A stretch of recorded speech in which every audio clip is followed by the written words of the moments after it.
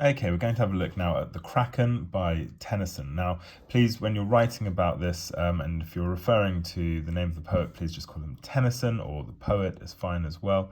And one other thing to say just before we start is it's probably worth doing a quick Google image search for Kraken, because it really gives you an idea of what these gigantic mythical sea monsters are supposed to look like, and it might help you perhaps understand some of Tennyson's imagery. Right, let's jump into the poem. Below the thunders of the upper deep, far, far beneath, in the abysmal sea, his ancient, dreamless, uninvaded sleep, the Kraken sleepeth. Um, we get this introduction here to where exactly the Kraken is, and he lives below the thunders of the upper deep. And you'll see here I've already made one annotation. What does the upper deep refer to? Well, it's possible that Tennyson is actually sort of changing our perspective slightly and making us consider that the sky could be the upper deep. And thereby he sort of flips things around a little bit, perhaps prioritizing or increasing the significance of the ocean. If the ocean is the sort of the kind of the normal place to be, or the default place to be, and then the sky suddenly becomes the upper deep.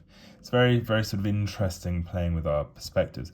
It could also simply be that that the upper deep is simply a sort of a higher up level of the ocean, something a bit closer to the surface, whereas the Kraken lives below this part. So that really again emphasizes just how deep down the Kraken lives. So below the thunders of the upper deep, far, far beneath in the abysmal sea. And you'll note here that this repetition of far really helps emphasize again just how deep down the Kraken is, and he's in the abysmal sea. And now this word is interesting, isn't it? Something's abysmal, it's sort of awful or terrifying, perhaps we could say. And it also makes us think of the word abyss, which is itself a sort of a depth, a sort of a vast depth. So not awful as in bad, but awful as in literally inspiring out our sense of awe. It's such a huge creature, and the abysmal sea is such a sort of huge, deep area, that it's sort of awe-inspiring, perhaps. And what is the Kraken doing here? Well, his ancient, dreamless, uninvaded sleep. The Kraken sleepeth. Okay, so all sorts of interesting adjectives for us to look at here. Ancient. This really helps us sort of understand that this Kraken is is old. It's almost sort of older than time, perhaps in some ways, and I think that adds a little bit to its sort of significance, perhaps a sense of kind of majesty almost about this ancient creature. It's primal, I think, might be a nice way of putting it. It's something that has existed for such a long time that it gives it a real sense of power. And its sleep is dreamless, and then sort of Tennyson kind of gives us a really, really lovely metaphor here, I think, for dreamlessness. He talks about uninvaded sleep. Now, the word uninvaded, I think, gives us a sense of the Kraken's power, doesn't it? Nobody, perhaps not even a dream, would dare invade the Kraken, or the Kraken's mind. It's such a sort of powerful creature that even a dream cannot sort of come close to it. And here we have, finally, Tennyson actually tells us what it is precisely he's talking about. It's only in the fourth line that we get to understand, what it is that he's talking about. And he introduces finally the Kraken sleepeth. Now, sleepeth is a slightly sort of old-fashioned way of saying sleeps, and perhaps by using that nice word for you, archaic language, it's just another way of saying slightly sort of old-fashioned. Archaic is spelled like this, and again, perhaps that makes it seem more, primal, like something that that is so old and majestic. It's sort of always been there almost, is the suggestion. Note as well, just stylistically, in terms of the way that Tennyson has sort of laid this out, we kind of get deeper and deeper and deeper and deeper into the poem before we even meet this great mythical sea monster. And now I think perhaps linking to the idea of the uninvaded sleep, we get the idea of the faintest sunlights flee about his shadowy sides. Faintest is a superlative. It's not just faint sunlight, it is the very faintest sunlight. This is perhaps, we get the image that light only just barely reaches down here.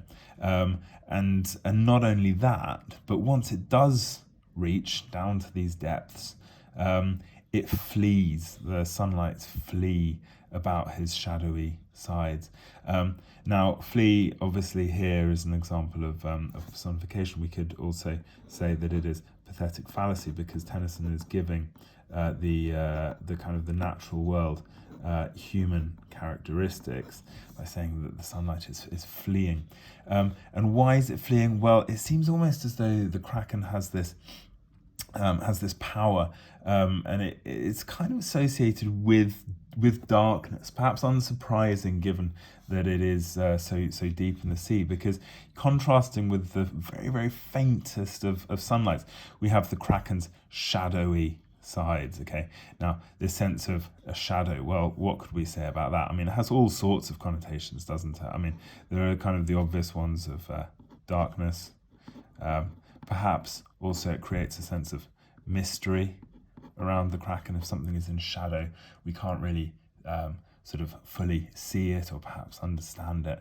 And the light flees around. Does it give the Kraken also a kind of sinister presence as well? What else happens around the Kraken? Well, above him swell huge sponges of millennial growth and height. Wow, what an image! So, this idea of sponges of millennial growth, I think it's this idea of a sort of a substance, an ancient kind of substance. Perhaps we could talk about sort of sea vegetation or things like that. But it's really, really ancient, and I think that adds as well to this primal sense of the Kraken. Millennial, literally 1,000 years. So 1,000 years, these plants, or whatever it is, or these growths have been growing. But these are above the Kraken. So again, it really emphasizes the depth, but the fact that the Kraken lives beneath these huge sponges of millennial growth. And notice well the word huge, again emphasizing just the sheer sort of size and scale of this environment. So huge sponges of millennial growth and height, and far away into the sickly light from many a wondrous grot and secret cell, unnumbered and enormous polypi winnow with giant arms the slumbering green. So here we have another reference to light, and a little bit like this word faintest here we have sickly light. And to me, this really captures the kind of the quality of the light under the sea, sort of perhaps a bit pale and green, the light that actually reaches down to this point. There's not much of it, and what is there is sickly and weak. And I think perhaps that contrasts with the power and the strength of the Kraken. And so the light, well, where's the light going or coming from? From many a wondrous grot and secret cell. So a grot is just a sort of a grotto or a cavern, and a secret cell as well, as sort of a similar idea. These kind of little hidden away caves, or whatever within the kind of within the ocean.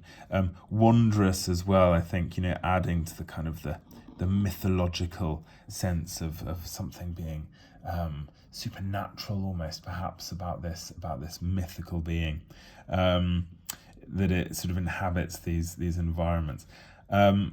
unnumbered and enormous polypi winnow with giant arms the slumbering green. So I think we could say actually that these polypi, that they are part of the Kraken, even perhaps they're perhaps part of its sort of like tentacles or whatever, and they are unnumbered.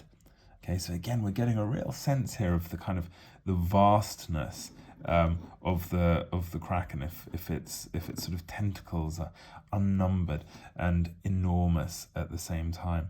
And well, what are these tentacles doing? They winnow with giant arms the slumbering green, and winnow means to sort of to blow ordinarily. But here, I suppose it just means to sort of to churn the water, to sort of push against the water, or the slumbering green. So like the Kraken itself is sleeping, even the environment around it seems to be sleeping. And I think this slumbering green again is a very, very evocative and interesting image, because it tells us a little bit more about this environment that the Kraken inhabits. It's not full of life. It's in stark contrast, isn't it, to the thunders of the upper deep. Down here we're in silence and darkness, and I think that really is emphasized by this phrase. So let's have a look. Oh, also, sorry, worth mentioning giant arms. There are plenty of other words that help emphasize the kind of the size and the scale of the Kraken. And if we were spotting patterns of imagery, we might link the giant arms with the with other sort of words to do with the size, the huge sponges of millennial growth, the height, just this sense of the Kraken's vastness as well. And now Tennyson sort of takes a moment to sort of tell us a little bit about the Kraken's past, I suppose, and its future. So, there hath he lain for ages. Not ages as in, it's been ages since I last had a pizza or whatever, but ages as in literally sort of ages of time. Okay, so again, this fits with the idea of millennial growth as well, and perhaps some of the other language that tells us about the about how long ago the Kraken has, or sort of for how long rather, sorry, the Kraken has been down here.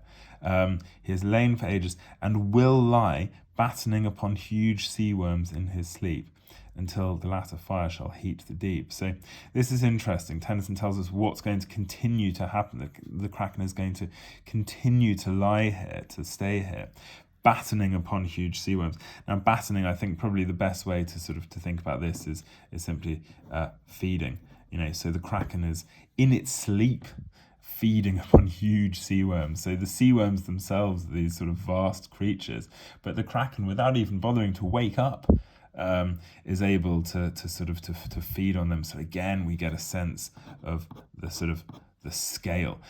Even its prey, it's what it eats is vast, and the Kraken is able to do it in his sleep. So again, we get a sense of something linking to the kind of the giant vastness of this sea beast. But it's not going to be this way forever, because he's only going to keep battening upon huge sea worms in his sleep until the latter fire shall heat the deep. Now, it's very, very important that we understand this image. So this refers to, in the Bible, the book of Revelation, which deals with the apocalypse, if you like, or the end of the world. And the idea is that on that day of judgment, the earth will be sort of hit with fire, and that fire is going to be sort of powerful enough. It's the first thing here that can compete, if you like, with the vastness of the Kraken. That latter fire shall heat the deep. Okay, so even though the Kraken is so far away, so deep below the surface of the sea, the fire will be powerful enough that it will actually heat the deep. and that's going to affect things, isn't it? That's going to change the Kraken so far, or it's going to change what happens to the Kraken. So far, we've only had the faintest sunlights and sickly light, very sort of weak images to do with light. But now, this latter fire, this is something totally different. This is no longer a weak and pale light. This is something powerful and strong, and it's going to affect the Kraken, and we're going to find out how. Because this is what will happen. Then, and the sentence structure here is slightly strange, so just bear with it for a moment. Then once by man and angels to be seen, in roaring he, i.e. the Kraken, shall rise, and on the surface die. So it's quite a sort of abrupt fate, I think, for the Kraken. You know, having spent these thousands and thousands of years living beneath the surface of the ocean, it's going to rise and on the surface die. You know, it's a very sort of simple and quite stark, I think, conclusion to the poem. This sort of powerful creature will, once the day of judgment comes, once the apocalypse comes, it will rise up to the surface and die there, and it will be seen by man and angels. Now, angels, obviously, again, sort of reinforcing this idea of the kind of the day of judgment and linking it to the biblical idea of the apocalypse. I suppose one final thing to comment on is this: in roaring, he shall rise, and on the surface die. It's not absolutely clear if it's the Kraken itself that will be roaring, or is the roaring simply the day of judgment taking place, the sort of the earth turning to fire, and that's something, I suppose, to leave you to think about. So I hope that was a useful sort of analysis of the poem, and hopefully gave you a few ideas to think about. If you do have any questions, or if anything is unclear, please, as always, feel free to put a comment in the below the YouTube video, and I'll do my best to get back to you as soon as possible. All right, thanks, bye.